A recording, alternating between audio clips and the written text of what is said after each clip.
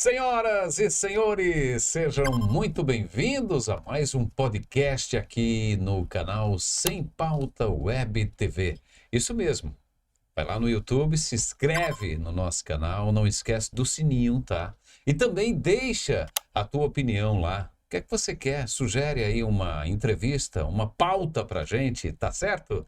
Olha, nós estamos transmitindo esse programa, essa entrevista, também na rádio Sem Pauta.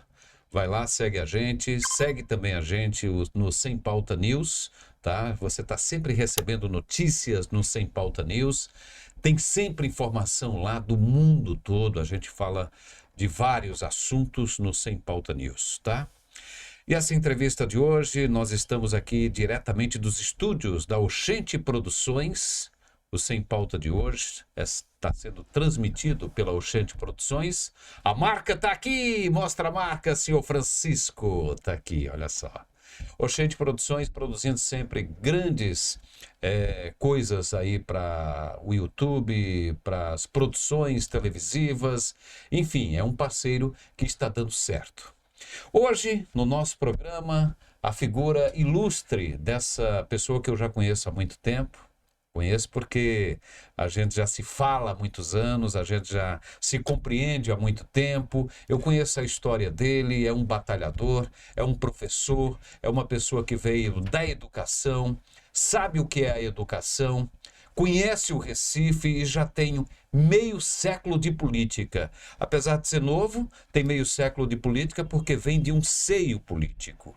Nós vamos receber hoje aqui no nosso podcast Rodrigo Gomes, pré-candidato a vereador pelo PL, né? Isso. É novo, é professor, é educador e vem com uma força nova nessa nova política. Rodrigo, seja bem-vindo ao nosso podcast. É sempre muito bom receber pessoas como você aqui, meu irmão. Obrigado, Joel. Eu que agradeço aí tanto a você, né, com esse convite aí para a gente falar um pouco de educação, falar do que é a nova política, do que é o Recife precisa de transformar a vida das pessoas e falar aqui do Estúdio Oxente, né, que está nos recebendo e acolhendo aqui com o maior prazer, nossa amiga Wilma, né, com o Cristiano, que são pessoas maravilhosas ali, tiveram uma entrada formidável, já acolhe a gente com muito carinho, isso é bom, essa energia. Foi bem né? recebido, né? Bem recebido. Foi né? bem recebido. E o programa Sem Pauta, com o Joélio, a gente não tem o que falar, minha gente. Quem fala um pouco, ele fala que eu tenho quase uma década de política de fato, né? A família Gomes, Romildo Gomes, em Recife, tem um pouco da história que pode falar isso. Eu sou suspeita de falar, Joélio, porque a década, o meio século que você falou Meio aí, século. é minha idade, eu nasci em 76, de fato, né? Então, desde quando eu nasci até hoje, minha experiência é de fazer o bem, transformar a vida das pessoas. Minha mãe é educadora, meu pai um profissional da área jurídica, né? E militou e milita até hoje com a política do bem, né? Um pouco diferente do que a gente tem visto hoje no Brasil e na nossa cidade, do Recife. Vamos falar de nossa cidade, que é o que a gente está mais precisando, de políticos que realmente tenham um compromisso com as pessoas e não para se promover. Eu acho que esse é o grande desafio hoje da política de Recife, da política do Brasil. São pessoas comprometidas, sérias, que queiram realmente fazer que a gente pode dar oportunidade para ter uma melhor cidade, uma melhor qualidade de vida, uma melhor segurança. Hoje a gente sai de casa, não sabe a que ponto a gente pode voltar, né? A gente deixa uma mensagem para os nossos filhos, né? E isso é que eu vim aqui hoje para dizer o seguinte: a gente está aqui para ajudar a transformar e melhorar a nossa cidade. Então, esse é o nosso desafio. Eu quero contribuir com você no seu programa para a gente trocar uma ideia, um bate-papo, né? Como é o tema aqui, né? Sem pauta. Isso é bacana. Exatamente. E você que está nos acompanhando vai poder conhecer um pouco da história de Rodrigo Gomes, casado, pai de família, né? Apesar de jovem aí, realmente tem meio século de política, porque veio de um seio político. Quando você anda nas ruas e fala de Rodrigo Gomes, o pessoal diz, é filho de seu Romildo Gomes, né? Romildo Gomes, 9 mandatos de vereador consecutivo na cidade do Recife, né? Além do que, o avô do Rodrigo, pai do seu Romildo, também teve aí uns 4 mandatos de vereador. É muita história, né? Então, Rodrigo, você não difere do prefeito, do atual prefeito, João Campos, que também veio do seio político, né? Conviveu com o avô, Miguel Arraes. Nós vamos falar do prefeito João Campos, né? Nós vamos falar da governadora Raquel Lira, porque também veio de um seio político, né? E de famílias que vêm dessa agregação política. Agora, seu pai militou a vida toda na direita. Na direita, né? Isso. Seu pai veio de uma política de direita, ele assumiu esse compromisso aí, 9 mandatos consecutivos no Recife, mas andou em todos os sentidos, em todas as esferas, direita, esquerda, centro, ele andou em todos os sentidos. Eu digo fazendo a boa política, né? A amizade, a relação. Hoje você vê políticos de esquerda elogiando seu pai, que sempre foi um homem de direita. Como é que você vê essa nova política? Você está se candidatando a vereador da cidade do Recife, uma cidade que hoje é considerada uma cidade problemática em vários aspectos. Nós vamos trazer esses problemas aqui, né? Por isso que eu falei que nós vamos falar do João Campos, que é o gestor, né? Ele está prefeito, ele está prefeito. Está. E você aí se colocando como candidato a vereador, com pré-candidatos a vereadores, com tantos candidatos, com tantos pré-candidatos aí já de longas datas. Mas você tem história. Me fale, está sendo difícil essa caminhada?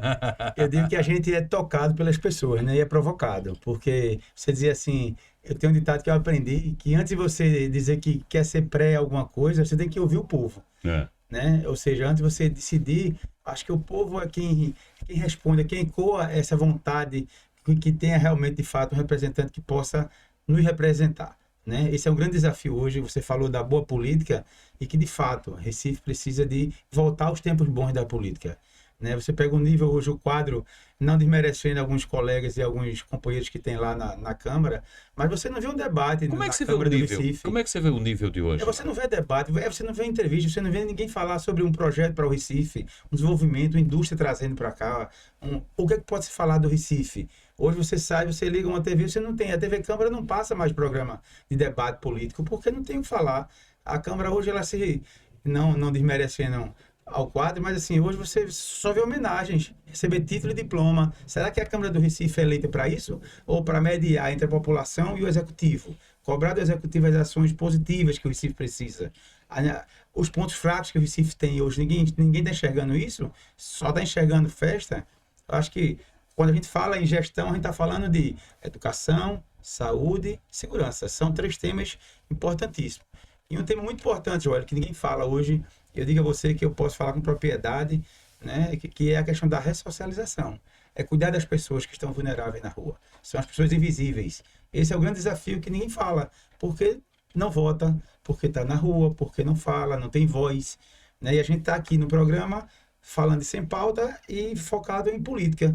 Porque a política ela está na nossa família, a política ela está dentro do nosso trabalho, está no nosso dia a dia. Desde que você sai de casa, você sai que se dirige a um porteiro, a um elevador, aonde você seja, aonde quer que seja, você tem alguém que você vai debater ali de alguma dificuldade.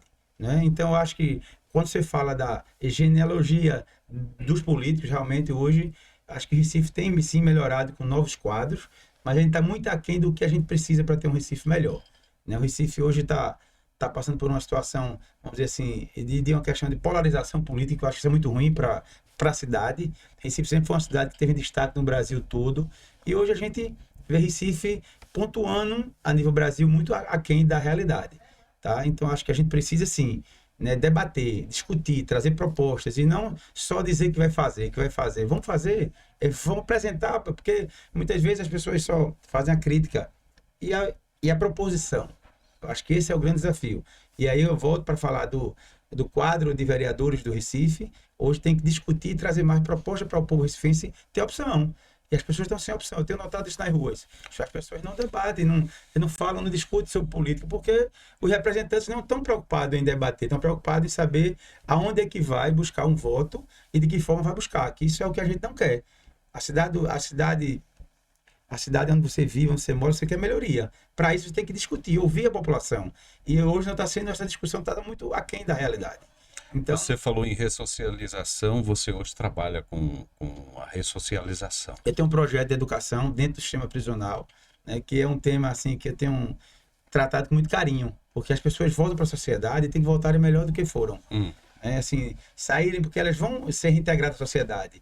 E a gente tem esse trabalho já há quase 5 anos, né? A universidade que eu represento, que é a Anhanguera, ela tem um trabalho social dentro de 3 unidades prisionais e que a gente, além da educação, você dá a oportunidade da pessoa sair melhor do que entrou, sair com oportunidade de trabalho. Você criou um curso, uma faculdade dentro Dentro das unidades prisionais. dentro das unidades prisionais? Isso, já formamos quase 100 alunos lá Isso é dentro. inédito no Brasil, Rodrigo? Não, existe em outros estados, Existe? sim. Aqui em Pernambuco, inédito. fomos pioneiros. Sim, pioneiro. Pioneiros, né? E assim, hoje temos quase 100 alunos estudando lá cursos nível superior dentro de uma instituição, né, prisional. E temos também, né, na parte de qualificação profissional. Eu estava conversando com um parceiro seu que junto com você, ele disse que você chegou e disse, olha, eu tenho um sonho, uma vontade de fazer uma coisa muito interessante aqui. Ele contando, eu fiquei ouvindo com bastante atenção e ele disse, Rodrigo, será que vai dar certo? Ele disse, eu quero colocar um curso superior aqui dentro, tal, da universidade, aqui dentro do sistema prisional, tal. E ele disse, rapaz, não sei se isso vai dar certo. Aí você disse, não, vamos tentar, tal. Como é essa história? Como foi essa história? Isso, Você né, teve aí isso veio do sangue político, um pouco de meu pai, de dar oportunidade às pessoas de transformar a vida, e vem da parte da educação, né? Da sua mãe? De minha mãe. Minha mãe é educadora há quase 50 anos, né? Que ela, né, se apresentou pelo Estado, né? Professora, diretora de escola, e o sonho dela sempre foi transformar a vida das pessoas, né? Fazer com que as pessoas realmente tenham esse mudar a chave, rodar a chave. Todo mundo sabe que hoje a educação é o que transforma vidas e sonhos, né? Então a gente pode tratar isso de uma forma muito clara. Não sou eu que estou dizendo, não, o mundo todo fala isso e não tem outro caminho que não seja a educação.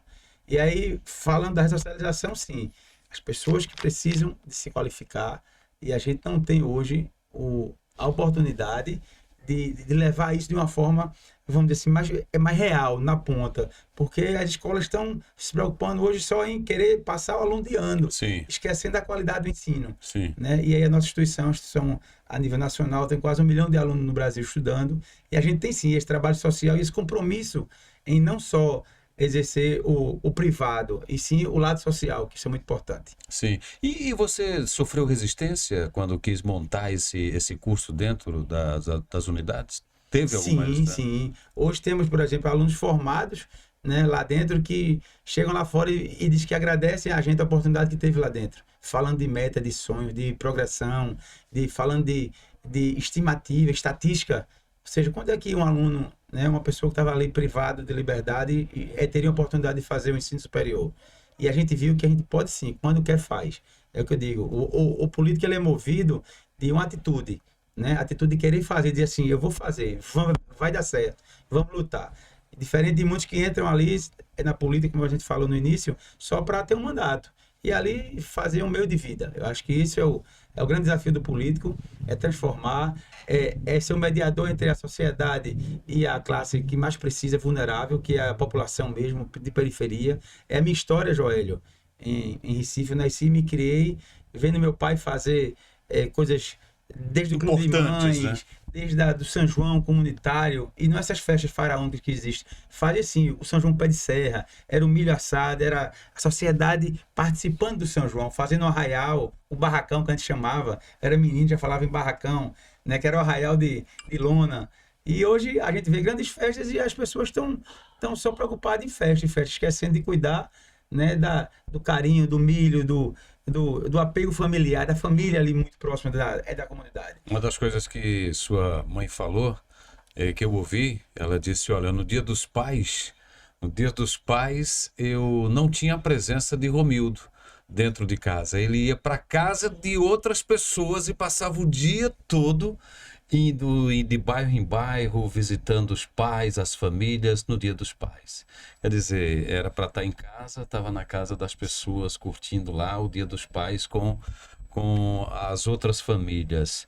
Isso aconteceu realmente com o seu Romildo? Ele saía no Dia dos Pais, no Dia das Mães, Isso. visitar as comunidades? A gente quase não tinha o pai era ausente. Né? Hoje eu sofro isso em casa, viu?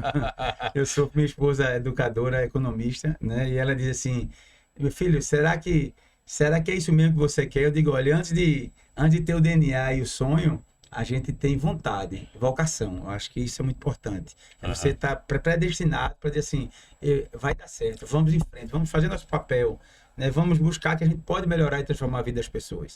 Você acha que a Câmara de Vereadores do Recife, ela não tem, assim, apresentado, e é o que eu tenho visto bastante, a inclusão social, por exemplo, a inclusão social. Você anda pelo centro do Recife, você vê muita gente dormindo pelas praças, pelas ruas, né? Perto dos tribunais, debaixo ali dos tribunais, perto dos órgãos governamentais.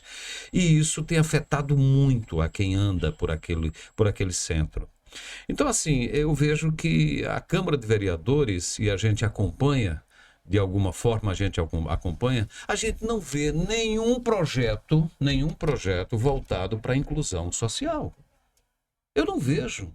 É impressionante. E quando você se coloca que vai ser candidato, pré-candidato, enfim, eu acho que você tem que projetar os 4 anos que você vai ficar ali. Você tem feito isso? Você projetou esses 4 anos? Você tem projetos para esses 4 anos como vereador do Recife, caso seja eleito? Veja, isso está sendo discutido e eu vou dizer com muita propriedade, Joélio.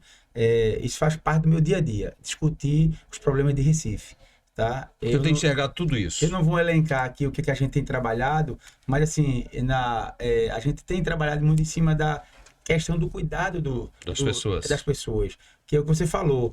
Onde é que está hoje, né, os representantes do Recife? Será que ele está preocupado com o que você falou Eu aqui não vejo, recente? eu não A gente vejo. não vê. Eu não A gente vejo. não vê para uma tribuna cobrar do executivo uma posição de muita. E é fácil isso. Em vez de gastar milhões e milhões em mídia, em Ô, Rodrigo, por que investimento. que o vereador não cobra do prefeito? Por que que ele não vai para a É porque tribuna ele não cobrar? pode falar hoje. Se ele falar, ele é tolhido dos cargos que ele recebe dos executivos. Ah, Eles são entendi. refém do sistema que tem hoje, acontece hoje na manobra São quantos política. vereadores do Recife São hoje? 39. 39. Quer dizer que desses 39, a maioria estão servindo ali a gestão A ali. gestão, poxa, se ele se posicionar, se ele ser um ai na tribuna, no outro dia ele recebe uma ligação e diz, olha, vão cortar aí seu pessoal que está em missões, nos cargos, enfim, você não pode falar. Você é tolhido. Isso é muito importante para a sociedade entender isso e cobrar de seus executivos, de seus legislativos, porque foram eleitos para representar o povo e não para ficar refém de um sistema que existe hoje operante, né, no modelo municipal e que, de alguma forma, também no Estado. Acho que assim, a política, de certa forma, é o toma lá da cara. Ó, eu vou te dar aqui e tu vai ter que ficar calado ali. Eu digo isso porque eu vi isso, eu vivenciei com meu pai fazendo a política, como você iniciou ali a conversa, Com a da- sua com a independência. sua independência. O político ele tem que ter posição. Ele tem que saber onde ele pode chegar e até onde ele pode ir. Ele defende a parte mais fraca, que é o eleitorado. É quem elegeu ele para estar lá. E não ficar refém do sistema, porque ele não pode falar, porque se falar no outro dia ele vai ser chamado a atenção e muitas vezes até, como dizer assim, ele vai ser retaliado, né? A palavra é essa. Que o que eu estou falando aqui, muita gente que vai ouvir isso vai saber o que eu estou dizendo e vai ter que ficar calado, porque se Mas é ele... verdade, é verdade. É a Tudo que você verdade. está falando. Então, assim, meu pai sempre militou com o PT, sempre militou com outros partidos, nunca teve. Ele sempre disse o seguinte: meu filho, nós não temos inimigos, nós temos adversários políticos, agora a gente tem projeto, né? Quando você falou da história dele da direita, meu pai sempre foi da Arena, PDS, PFL, Democratas e encerrou a carreira Finalizou dele no Democratas. no PSD, né, PSD. quando era da direita. O PSD hoje é um partido que você não sabe onde é que em que posição ele está. Ele está de um lado municipal de um lado, do lado estadual do outro, ou seja, os partidos estão perdendo um pouco a identidade também, né? E o PL hoje, que é o partido do qual eu faço parte, estou filiado, né? Pretendo disputar aí uma pré-candidatura, né? A gente está posto, mas isso só pode ser efetivado a partir da convenção partidária, né? Mas assim, eu tenho discutido muito em Recife sobre o que a gente pensa para o Recife, um Recife melhor, um Recife de transformação. Eu acho que esse é o nosso tema. A família que é a base de tudo. Eu acho que quando a gente fala do PL, está falando de um partido da família, de princípios, de construir pontes, né? De construir discussão, diálogo. Então é com isso que a gente vai sim discutir e vamos fazer parte sim desse novo projeto que o PL em Recife vai fazer diferença. Você falou uma coisa muito interessante em relação aos partidos, que tem partidos que se dizem de centro, de direitas, e outros dizem que são centro-esquerda. E esses você citou no PSD, citou o PSD. O PSD, ele ora está com o prefeito, que é de esquerda, e ora está com o de centro, que é a governadora. Então, assim, como é que você vê isso? Porque antigamente você não tinha isso, você não tinha, ou você era de direita ou você era de esquerda, não tinha esse negócio, né? Você acha que é por conta de alguns cargos, por conta de uma comodidade política de quem está efetivamente nos cargos? Isso também pesa nesse aspecto, mas eu acho que existe mais uma manobra a nível dos partidos, os donos dos partidos. Os donos dos Os partidos. donos dos partidos, virou cartório. Né? A política hoje, 95% de todos os partidos do Brasil, eles são direcionados pela presidência nacional. E as estaduais são tudo provisórias, e municipais também.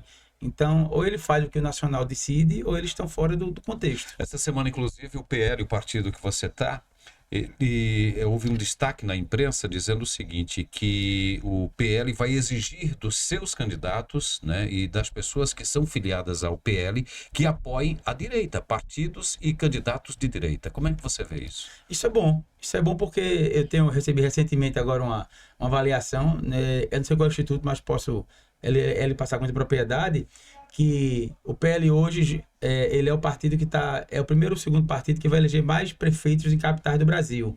Isso há uma grande tendência de uma polarização para o partido da direita, né? E se você avaliar os partidos da esquerda, é a minoria hoje que estão como futuros, vamos dizer assim, futuros prefeitos eleitos nas capitais. O PL e o PSD são os partidos que estão com mais favoritismo, vamos dizer assim, porque números mudam. Mas, assim, eu acho que isso é um cenário que já está em tendência, Joélio. Então, realmente, o que a gente está discutindo aqui é posição de pessoas que querem realmente ter partidos que tenham identidade, né? Esse é o grande desafio hoje, é de você dizer assim, não, eu sou de direita, eu quero seguir um partido de direita. Quando você fala de direita, hoje o PL, ele vende a ideia da família, da justiça, do patriotismo, né? De gostar do Brasil, de romper com algumas coisas que não vêm para, como é que se diz, não colaboram com o pensamento, né, da família brasileira. Né? Então, assim, como é que você avalia hoje, por exemplo, o PL como sua grande liderança, o ex-presidente Bolsonaro, né? Ele que é a maior liderança do PL hoje, sem sombra de dúvida, é o maior marqueteiro que existe, né, dentro do PL. E como é que você avalia a gestão do presidente Bolsonaro no momento em que ele foi presidente? Eu digo que hoje essa resposta ela é muito clara de a gente ver, né? Eu acho que o brasileiro está sentindo na pele o quanto está fazendo falta, né? Um presidente que tenha posição, que ele tenha não conveniência, mas sim em defender interesses coletivos para a grande massa da população. Hoje o Brasil é um país que cada dia ele está ficando abaixo da média nacional e mundial. A América do Sul hoje, né, o Brasil é um país que a economia está cada dia diminuindo. A gente está ficando pequeno, né? Apesar de ser tão absurdo, forte, né? Um déficit. O IVA agora, que é o imposto que estão criando, é o maior imposto do mundo. Ou seja, eu sou empresário, Joel, eu posso falar isso com propriedade, né? O brasileiro hoje, diferente um pouco do americano, dos países do primeiro mundo, o Brasil hoje é o país que quanto mais você cresce e gerar emprego, o governo quer tomar o que você tem, ele quer ser dono do seu negócio. Então, que país é esse que você tem que se massacrar para poder você crescer? Diferente dos países do primeiro mundo, que você, quanto mais cresce, o governo incentiva, ele dá a oportunidade de você crescer mais. Aqui no Brasil, não. Então, essa política que existe hoje, tanto economicamente falando, como a questão da empresa, dos impostos, dos tributos, é um país terceiro mundo que a gente está fadado aí a sofrer. Estamos numa bolha financeira. talvez muitas pessoas não entendam o que a gente está falando, mas a realidade é essa. Cada né? cada vez mais o empresário ele sofre. Ele sofre com todos os meses, ele sofre todos os meses com os impostos que chegam, na geração de emprego, que ele não pode gerar emprego ali, né? Teve uma coisa muito interessante que o governo Bolsonaro fez.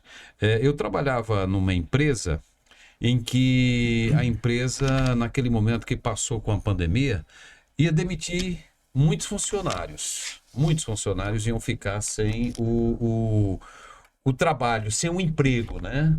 E aí, de repente, chega um movimento do governo federal naquele momento e diz, olha, não demite, nós vamos pagar um valor X ao teu funcionário para que durante essa pandemia você o tenha trabalhando.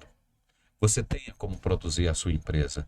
Isso foi uma atitude muito relevante para as empresas. Salvou muitos empresários. Salvou muitos empresários, né? Essa atitude partiu do presidente Bolsonaro, foi? Foi excelente isso aí, eu digo como empresário, mas assim, hoje a gente está voltando agora a fazer... A economia, Paulo Guedes, né?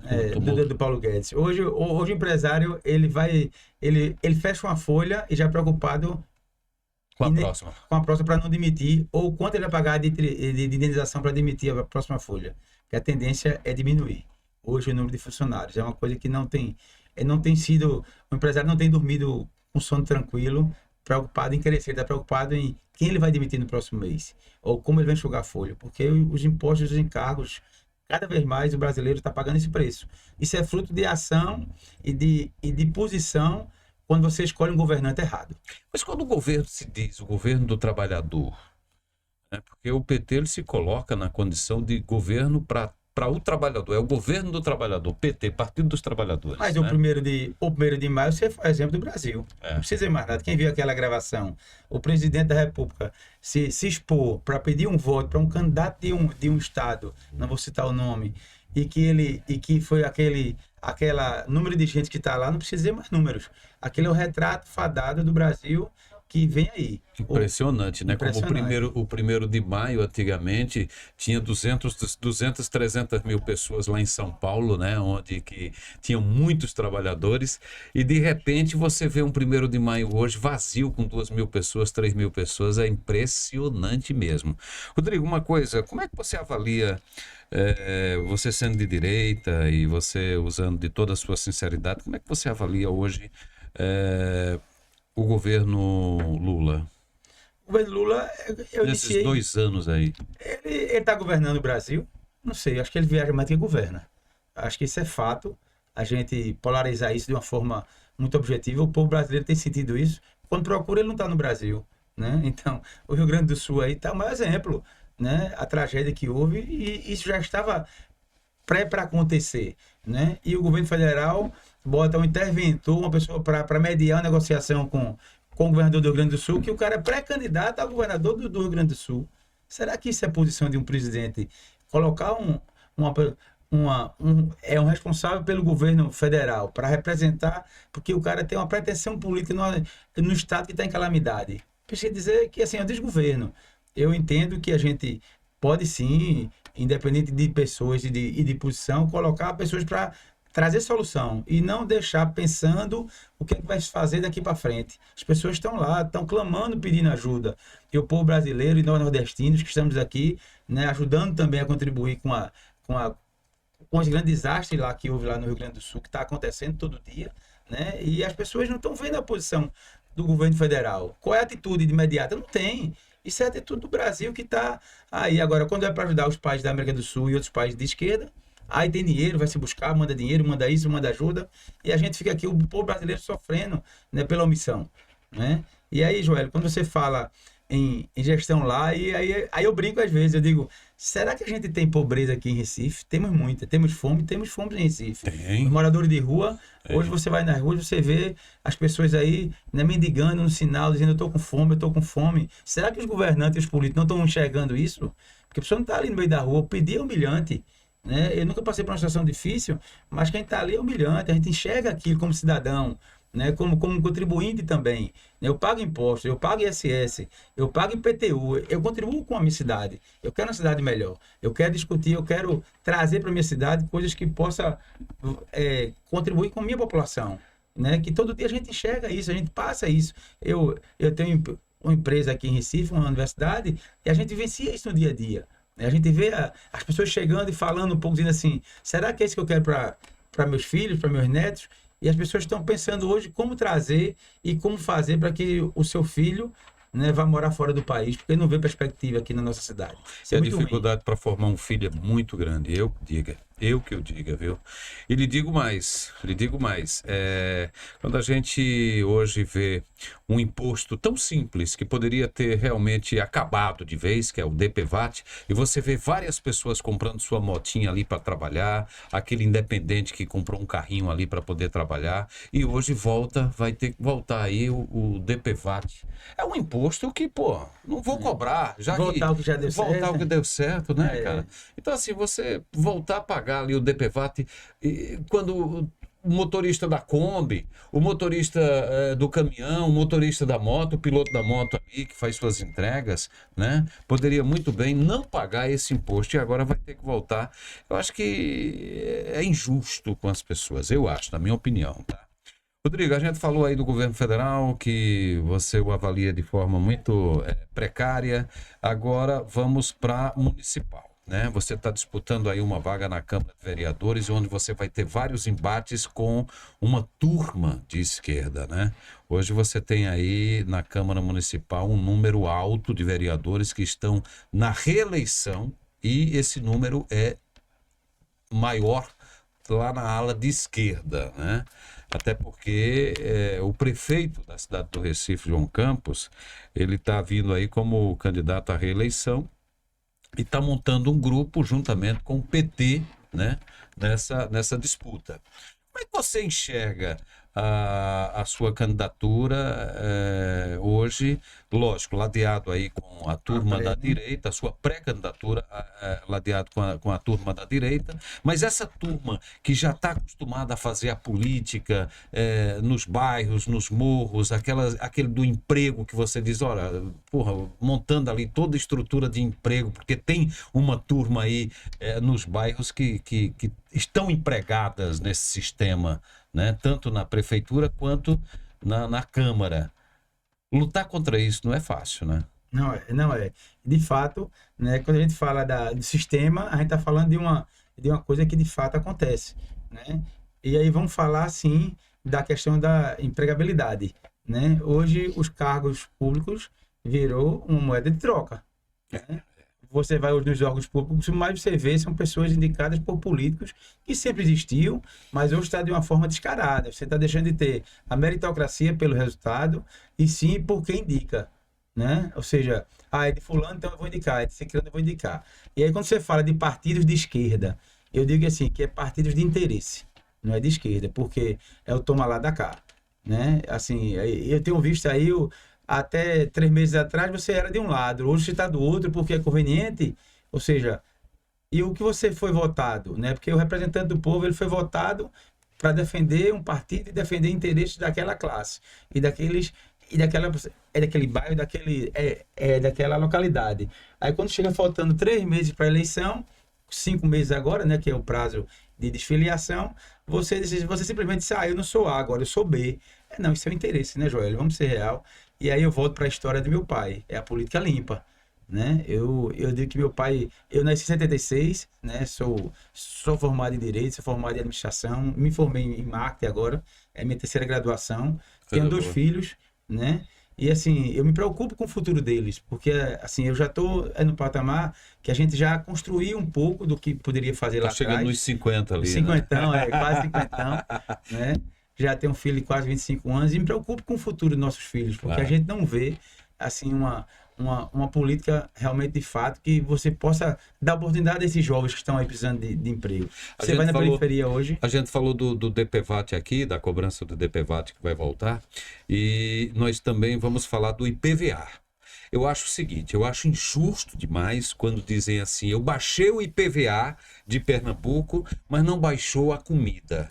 Tá? Você vai nos supermercados, quando o governo do estado, quando a prefeitura podia dizer, não, em Recife eu não quero que paguem carro ali, o DPVAT.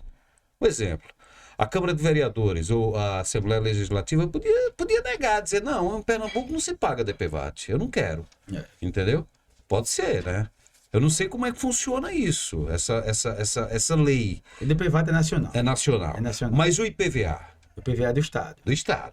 Ele foi reduzido, né, pela governadora, mas em algum momento essa conta vai chegar em outro produto. Foi para o alimento. Foi para o alimento, aumentou o imposto. cara. Então, Pô, como é que você aumenta o imposto? Você vai nos supermercados, cara. Eu vou nos supermercados e eu vejo que a comida tá mais cara. É a maquiagem, a famosa maquiagem. Tira de um canto e põe outro. E põe outro. Para iludir o eleitor. Para iludir o eleitor. Então isso não pode acontecer, cara. Não pode. O quilo do arroz, você vai num dia no supermercado e olha que eu vou ao supermercado, viu, gente? Vou ao supermercado, eu sei o que. Eu faço minha compra, eu faço minhas compras de casa, como eu sei que você também vai ao supermercado, entendeu? Então, assim, será que esses políticos, eles compram? Eles vão no supermercado, eles estão vendo os preços dos alimentos, porque uma cesta básica hoje, você não compra por menos de R$ 750, não, aqui em Pernambuco. Verdade. Entendeu? É muito cara. É cara. Né? Aí você diz, eu baixei R$ 12 do IPVA, R$ 15 do IPVA. Isso não significa nada. Quando você mexe no bolso das pessoas na hora da comida. Quando você vai no supermercado, o cidadão tira ali todo mês R$ 1.300 e poucos reais, R$ 1.412 o salário. Quando você vai no supermercado, Rodrigo, você sofre. A gente vê isso, você está visitando muitas famílias. Mas quer que eu diga uma coisa, Joel? Se isso é verdadeiro? Hoje o político que está aí na gestão, ele está preocupado aonde é que ele vai ganhar o voto. Ele não está preocupado onde ele vai reduzir o interesse da população, não. Ele está preocupado aonde ele vai ter uma vantagem. E aí você parte do princípio que a gente tem um exemplo claro, as multas de Recife, né? Vamos falar das multas, né? Hoje você anda... É uma indústria, cara. A cada 50 metros é uma multa. É uma multa, é uma lombada, é um radar eletrônico, enfim. Onde é que a gente vai parar? Eu, sinceramente, hoje eu tinha 3 carros na minha residência, eu só tenho um carro. E não digo isso digo que foi uma questão de opção de economia, porque eu estava refém do governo municipal. Eu tinha 2, só tenho um agora. Eu só tenho um, mas não é porque a situação está ruim, não é porque a gente tem que hoje fazer conta até de se deslocar na cidade. Não é nem a questão do trânsito, porque quando chove, Recife é um caos. Não, e a câmera por todo canto e guarda pitando, acho que estão cumprindo meta, cara. Cumprindo meta. Ganha inclusive, eu queria chamar aqui a direção depois da CTTU para que viesse falar sobre essas multas. É impressionante. É um absurdo. É uma indústria, muito dinheiro que corre lá e você tem percentual sobre... Eu não posso garantir isso, porque né? Eu não tenho a fundo a lei que ampara. Mas você vai ter que enxergar isso como vereador, sentido, não? sim, claro. Você pode exigir isso? Hoje eu não tenho... Se eu chegar lá e pedir informação, eu como contribuinte talvez eu não tenha acesso. Mas como vereador, sim. Sim. Aí ele pode pedir um pedido de informação formal ao prefeito e à CTTU. E eles têm que responder, tem prazos. É muito importante isso, muito importante. Porque o que eu vejo de reclamação, gente, mototaxistas, motoristas de aplicativo, reclamando o tempo todo. É multa em cima de multa. No final do ano, o cara vai ver o lucro dele para poder rodar, porque senão é parado em blitz. E é guinchado. É guinchado. Né? Então, quer dizer, tá ali. Toda hora que tem uma blitz, esquina em esquina tem uma blitz, tem 2 carros de guincho, cara. De guincho, é impressionante isso. Como é a indústria da multa e a indústria do voto, né? Assim, porque o político está preocupado se aquilo está causando um prejuízo à população, não. Ele está preocupado em buscar onde ele pode... Ele quer tirar o veículo do trabalhador para guinchar e deixar o trabalhador sem poder fazer nada. Fato. O mototaxista, entendeu? Recife, o cara do Uber. Recife é a capital que mais arrecada em multa no país. É pelo território. E o que é que eles fazem com esse dinheiro? Os vereadores não se posicionam, ficam omissos. A verdade é essa.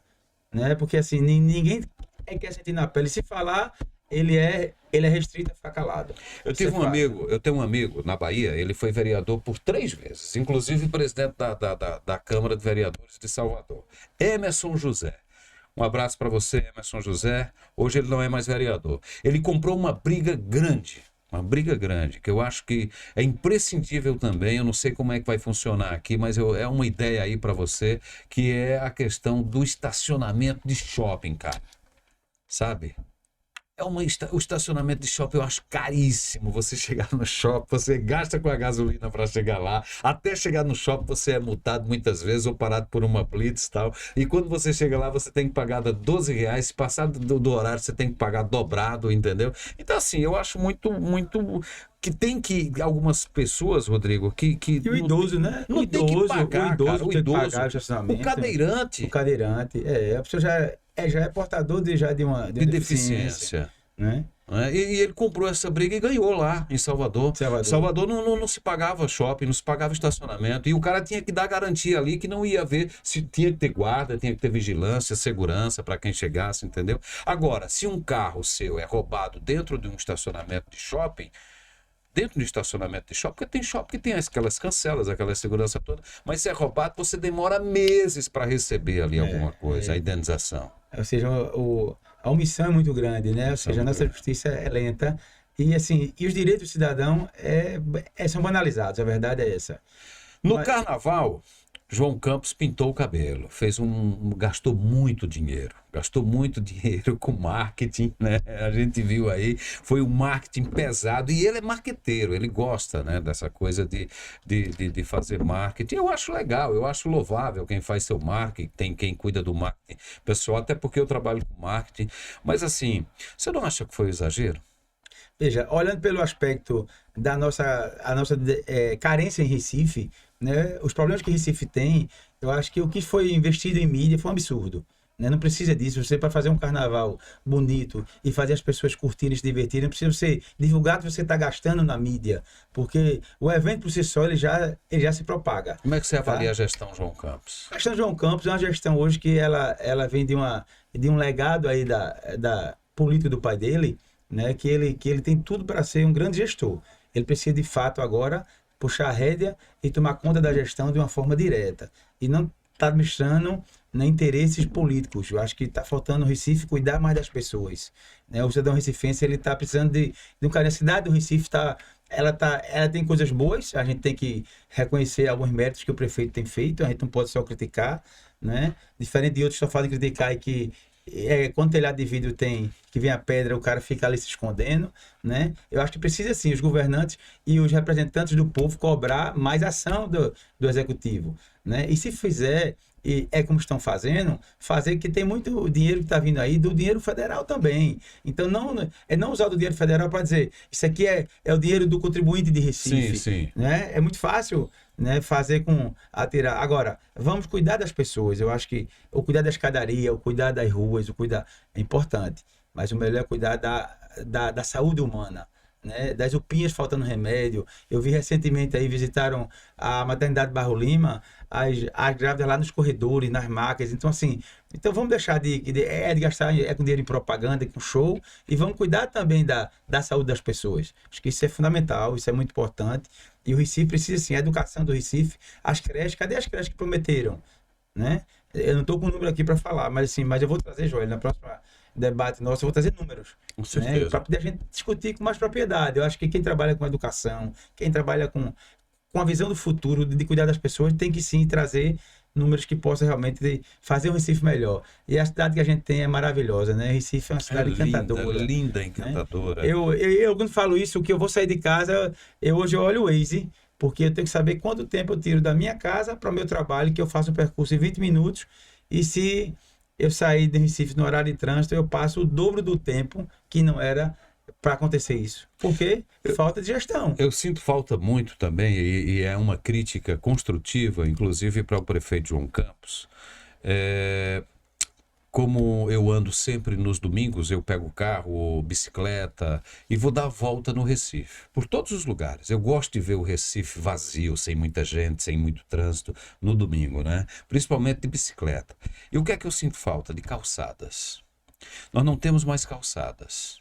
Calçadas hoje nós não temos como andar nas calçadas, entendeu? Andar porque tem árvores nas calçadas, você tem que fazer o desvio, se você andar com cadeirante, você tem que fazer o zigue-zague. O cadeirante ele não pode andar mais nas calçadas porque não existe calçadas, entendeu? Você vai no centro do Recife, é lamentável, minha gente, as ruas famosas do centro do Recife, muitas lojas fechadas, muitos prédios abandonados, né? E pessoas invadindo. Tem muita ciclofaixa? Tem. Ciclofaixa por todos os lugares. Você vai no Recife, tem ciclofaixa ali. Mas cadê as calçadas? Cadê os lojistas que estão reclamando de assaltos, de trombadinhas na rua, de cheiracolas? É o medo das pessoas andarem na rua. Fala de segurança. O medo. Você vai ali na rua, só um minutinho, Rodrigo, ali naquela rua da Imperatriz. Cara, ali, é triste. Ali era lotado. Você lembra que você ia com sua mãe? Minha infância. Pois é. Eu ia do Recife na Imperatriz, Rua das Calçadas, Imperatriz, ali na Rua da Palma também, que tinha, né, Rua Direita ali por dentro ali. Você conhecia o Recife, o jovem hoje não sabe o que é o Recife. Aí você fica se perguntando, prefeito, o que é que está acontecendo? Ah, não, mas está chegando uma requalificação do centro, está chegando um hotel. O hotel é privado. Não é público. O que é que está se fazendo de público pelo Recife, pelas pessoas que geram emprego, pelos empresários? É isso que a gente se pergunta, Rodrigo. Uma dica aí que pode, né, a questão da segurança, é a patrulha do bairro. Não já existiu isso? Não já funcionou lá atrás? Pois é. É porque a prefeitura não implanta isso. É porque não tem interesse, porque isso não vai dar retorno em eleitorado, em número de votos. Então, você não vê guarda municipal. Não vê. Você vê só multando. Você vê guarda de trânsito. De trânsito. De trânsito você vê muito. Agora, guarda municipal você não vê nas ruas do Recife. Não vê. E é muito fácil acusar o governo também, dizer que a culpa é do governo, que a segurança é do governo, né? A segurança pública, né? É do governo do Estado. E a gente também tem que partir, mas aí é que tá. Cadê os governantes? Cadê os vereadores do Recife? Estão aonde? Não estão enxergando isso? Né? Você sai de casa e não consegue enxergar que você pode não voltar, né? Seus filhos... Eu moro ali próximo às Graças e é só atravessar a ponte e a minha filha é perto de mim. Meu pai, o senhor pode ir comigo andando? Se o senhor for, eu vou. Se o senhor não for, eu não vou, não. Eu prefiro perder a aula. Eu lembro que no Recife teve uma safra de vereadores e aí seu pai se incluía, claro, estava lá. Tinha outro lá que era um senhorzinho liberado. Tinha outros também, até o André Campos, tal, que também foi vereador, mas a gente sabia quem era o vereador. Verdade. A gente sabia a lista dos vereadores, a gente sabia o nome dos vereadores. A história de cada um. O bairro de cada um. Exato, entendeu? E o time de cada um, inclusive. Isso é mais importante. E aí, rapaz, hoje você não sabe o nome dos vereadores, você não sabe a quem recorrer.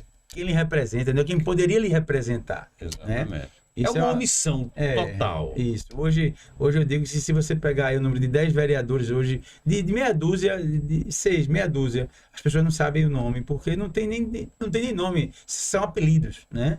Hoje você não sabe o nome dos seus parlamentares. Hoje você está projetando muito, Rodrigo, falando da inclusão social, falando dessa bandeira principal aí, que eu acho que é uma das bandeiras que você não tem só essa, que é a inclusão social. Mas você está enxergando o Recife muito para poder chegar lá e fazer pelo menos jus ao que você vai levar para lá, que é essa transformação, como é que se diz? Essa exigência para que o Recife ele se torne melhor. Eu acredito muito nisso. Que é o papel do vereador. O papel do vereador é cobrar da gestão, é cobrar que a gestão faça as suas obras, o dever de casa, entendeu? Como é que você hoje está conversando com as pessoas? Qual é a maior reclamação do recifense? Hoje, Joelho, eu digo com muita propriedade e assim, eu tenho sentido isso no dia a dia. É o futuro dos jovens, a empregabilidade. Né? Os jovens de hoje que estão saindo da escola, eles não têm o que fazer, eles estão ficando dentro de casa, esperando uma oportunidade que não vem, porque os governantes não estão preocupados em desenvolver e gerar oportunidade de emprego, tá? Que hoje você sabe que a política pública do Brasil é dar bolsa para a pessoa ficar em casa, para não fazer nada. E é isso que os jovens querem, né? Os jovens querem oportunidade, os jovens querem se qualificar para o mundo lá fora, abrir um horizonte, né? A pessoa ocupar sua mente. E os jovens de hoje estão ficando dentro de casa sem ter o que fazer e os pais lutando lá fora atrás de uma oportunidade que não existe. Né? As indústrias estão fechando, o mercado de trabalho cada dia diminuindo, ou seja, com a tendência da digital, né, do mundo digital, as pessoas trabalham home office, concordo. Mas é a qualificação para o jovem trabalhar no home office. Eu acho, inclusive, que a prefeitura, junto com a Câmara de Vereadores, que tem muito dinheiro, poderia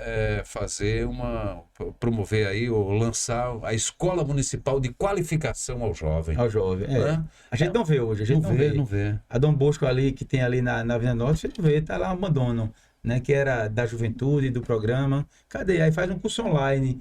Eu trabalho com cursos, mas Eu assim, fui guarda-mirim, cara. Com 16 anos, 15 anos, eu fui guarda-mirim. isso. Tá certo? A guarda-mirim era vários jovens que estavam iniciando ali. Tinha que estudar, claro, tinha que estudar. Para você fazer meio período num supermercado, sabe? Na Câmara de Vereadores, meio período na prefeitura, meio período Estágio, né? É um estágio e remunerado, entendeu? Então vale muito a pena isso ser criado. Eu acho que o papel do vereador é esse, chegar com um projeto desse e dizer, olha, vamos qualificar aqui, vamos colocar 400 jovens, vamos criar a Guarda-Mirim do Recife. É importante, aí, uma ideia. Eu estou dando até uma ideia aí para o próximo vereador aqui do Recife, né? Então, assim, tem que colher isso, ouvir a população. Pois é, né? E quantas mães não queriam que seus filhos estivessem trabalhando, né, Rodrigo? Isso. Passar ali na Câmara, ele vestidinho com a fardinha da Guarda-Mirim do Recife, olha só, é um orgulho. Sentir um cidadão. E a Polícia Militar podia ajudar nisso, né, com a segurança. Dar ali credenciamento. Isso é fato, isso é fato. É aí uma dica para você. Rodrigo, como é que você avalia agora? Vamos para a gestão estadual. A Raquel Lira, como é que você está vendo a gestão de Raquel Lira? Ela está trabalhando, está desenvolvendo aí um trabalho em Pernambuco, teve um dilema aí com a polícia militar, né? Um embate aí, né? Um embate da segurança. A gente falou de segurança aqui, o governo do estado tem sua contribuição também, né? É um tema bem delicado de se falar, porque assim, há interesse das partes, há interesse dos representantes da polícia e há interesse da população de cobrar mais segurança, né? Hoje Pernambuco é um estado que está acima da média nacional, então realmente é preocupante a questão da violência hoje do CVLI, né? Da morte por incidência, né? Do feminicídio, que é um tema hoje do qual eu faço parte. Porra, e tem crescido muito, né? Tem absurdo, assim, tem sido uma coisa assustadora. Eu ainda fico, como tem tanto homem, desculpa a expressão, covarde ainda, né? De assediar, de ameaçar a mulher, e, enfim, de bater, de matar, de tirar a vida de um ser humano. Você não tem o direito de tirar a vida de ninguém, mas, assim, ou seja, tem alguma impunidade aí no meio, né? Então, assim, eu acho que realmente, de fato, o governo do estado precisa se melhorar, eu acho que a justiça também pode contribuir muito com isso, mas, como você falou, a gente precisa que as pessoas entendam que houve um governo de 16 anos que foi omisso. E aí, agora que a gente chega, não vai resolver em um ano o que 16 não foi feito. Eu digo isso para as pessoas também. Você precisa entender que tem um tempo também, né? Não estou aqui para defender A nem B. Eu estou aqui para defender a população do Recife. Vamos falar da nossa cidade, do nosso estado. Tá? Mas ao mesmo tempo, a gente tem que dar um pouco também para poder que tenha um freio de arrumação, né? E isso é um papel, sim, governamental e do Estado. Segurança pública é o Estado, mas a municipal tem, sim, sua participação. Porque a gente vai aqui em Petrolina, a gente vê uma cidade que as pessoas não tem mendigo na rua. Eu falo de Petrolina que eu estive lá recentemente e, assim, sei que você é de lá, Joel, então você fica sorrindo, né? Porque é uma cidade realmente encantadora, aqui pertinho da gente. A gente vai em cidades tão próximas de Recife e a gente vê que existe lá respeito, que existe segurança, você anda na rua, tem outras que não, né? Eu sou do Agreste ali, é uma área que está vulnerável hoje. Hoje tem algumas siglas aí que comandam algumas cidades, infelizmente, a gente não pode falar isso, mas são siglas, né? E assim, o governo sabe onde sabe onde está, mas muitas vezes prefere não mexer e deixar como está. É cômodo, né? É o caso da política que a gente está tratando aqui, né? De edificar a pandemia, que hoje, né, a gente trouxe para cá o pós-pandemia, as pessoas estão inquietas, né? Muito tempo ficaram dentro de casa e a questão das vacinas, né? Que é uma coisa que está saindo um pouquinho do tema de segurança, mas foi uma coisa que bateu muitas pessoas ficarem dentro de casa. E aí o pós-pandemia está todo mundo, vamos dizer, inquieto hoje a gente tem medo de sair de casa. A gente tinha medo com a pandemia, por isso que eu trouxe para a segurança. As pessoas hoje têm medo de sair de casa, né? Quando pensa aí, rapaz, será que eu vou sair? Será que vai ter segurança? Será que eu vou conseguir, né, resguardar o meu veículo? Porque eu não tenho... Você é obrigado hoje a ter um seguro veicular, porque garanta para você não ser assaltado. Então, esse tipo de coisa a gente precisa realmente ter mais foco, ter mais, vamos dizer, cuidado em buscar soluções. Eu acho que E eu, como representante, Joel, assim, da parte sociedade civil também, que eu represento o CNJ, né? Eu sou nomeado do Conselho da Comunidade, eu represento isso e digo a você, nós temos combatido algumas ações de torturas, de ameaças, de fake news, né? Que hoje é o grande desafio hoje do Brasil, essas coisas que criam para derrubar o outro, né? E o crime cibernético ainda é uma coisa muito lenta no Brasil. Precisa ser mais eficiente para que as pessoas não destruíssem a imagem dos outros, né? Você hoje, o cara pega a sua imagem, bota um rosto e vira você e diz que foi você que falou. Você que tem que provar que não foi você. Verdade. Né? Então, veja, a segurança cibernética é um caos hoje. Absurdo. Né? Absurdo. Eu tenho dito no rádio sempre que a humanidade, ela está doente. Ela está doente. Eu não digo isso sem medo, eu digo isso sem medo mesmo. A humanidade está doente, sabe? Depois da pandemia piorou muito. Piorou muito, sabe? As pessoas estão olhando muito para o seu próprio umbigo, estão esquecendo do próximo. Essa é a realidade, entendeu? Estão sofrendo muito com isso, com a psique que está sofrendo muito com o seu psicológico, sabe? Afetou muito o psicológico das pessoas. Eu acho que também a pandemia acordou também muita gente, sabe? Para a realidade. E eu acho que também o calo de Aquiles, o calo principal da governadora são três. É saúde, que você vai nos hospitais hoje, o dilema é saúde, o número de pessoas doentes aumentou muito, entendeu? Você vai nos hospitais Getúlio Vargas, você vai no restauração você vai em terrível. todos os hospitais públicos, né? Com problemas de filas, de marcações de consultas, as pessoas reclamando. E aí vem a questão da segurança, vem a questão do emprego, que você falou muito bem, da geração de emprego, da qualificação profissional, do jovem que está em casa sem fazer nada. Governadora, vamos chamar a atenção da senhora aí para isso, né? Eu acho que cuidando dessas três coisas aí, ela vai chegar bem, viu, Rodrigo? Ela vai chegar bem. Tem meio 2 anos para frente, né? Eu acredito que as pessoas podem só querer. Eu acho que tem que ouvir mais a população, tem que debater mais com representantes da população, que são os políticos, e não entrar em embate. Eu acho que quando você rompe e você estica a corda, como chama o matuto, né, é ruim para as partes, porque quando parte a corda, o bode vai para o fundo do poço. E é isso que a gente não quer para o nosso estado, para a nossa cidade. Eu acho que é diminuir o imposto da comida, do alimento, que ela tem condições de fazer isso, né? Em vários alimentos, em vários produtos. Diminuir a violência, cuidar da violência, cuidar da segurança das pessoas, dos policiais, né? Cuidar da saúde e da educação dos jovens, viu? Do futuro da juventude. Esse é o gargalo. Esse é o gargalo. O jovem de hoje é o futuro do amanhã. Então, se não cuidar hoje, esse jovem de hoje vai ser amanhã pior do que está.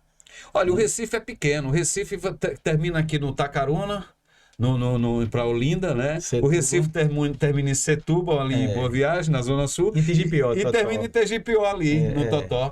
Né? Então, assim, ele é pequeno.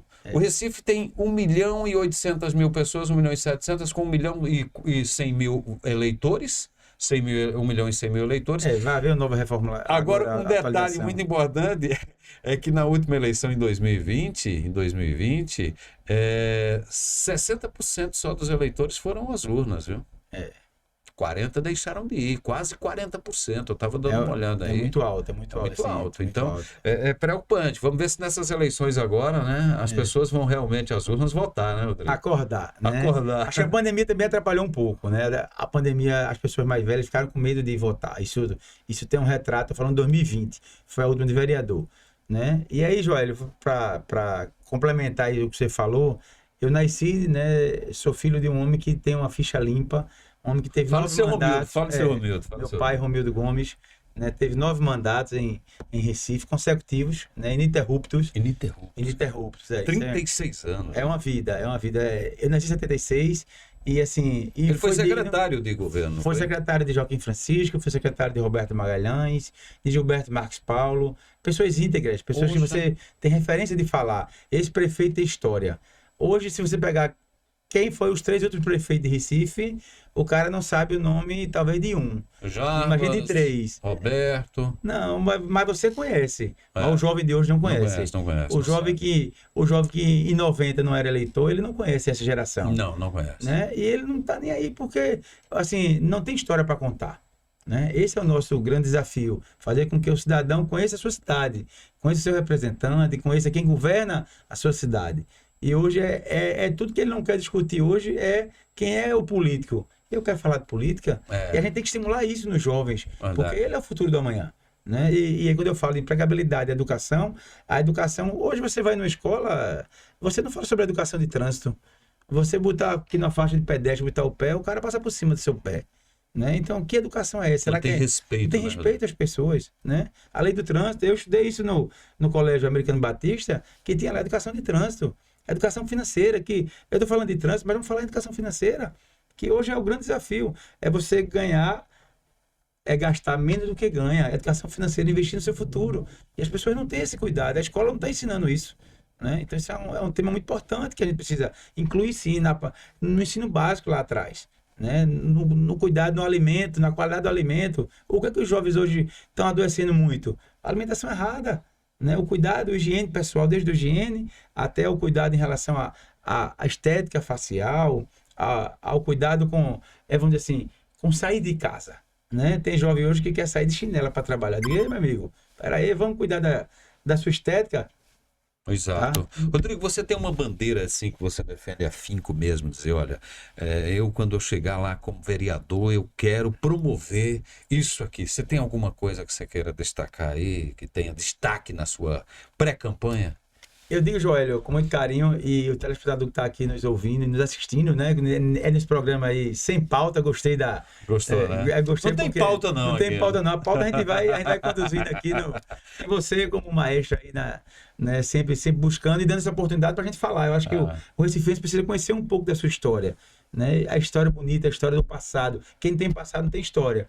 Então eu venho aí para um desafio, sou pré-candidato hoje, mas assim, antes disso, eu estou preocupado com a minha cidade.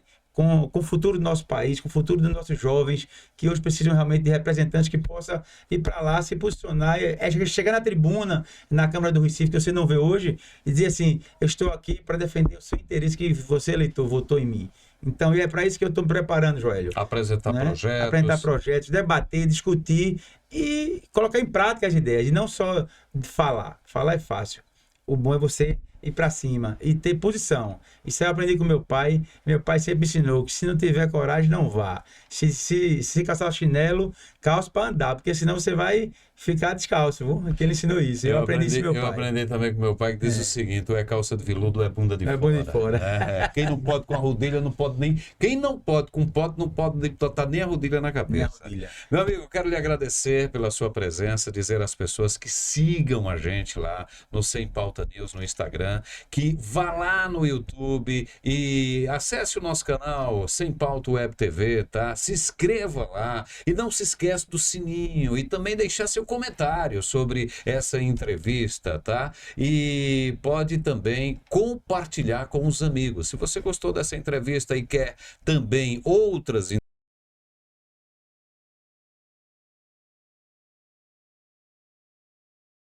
a participar do nosso podcast, tá bom? Sem problema nenhum, já é nosso convidado especial.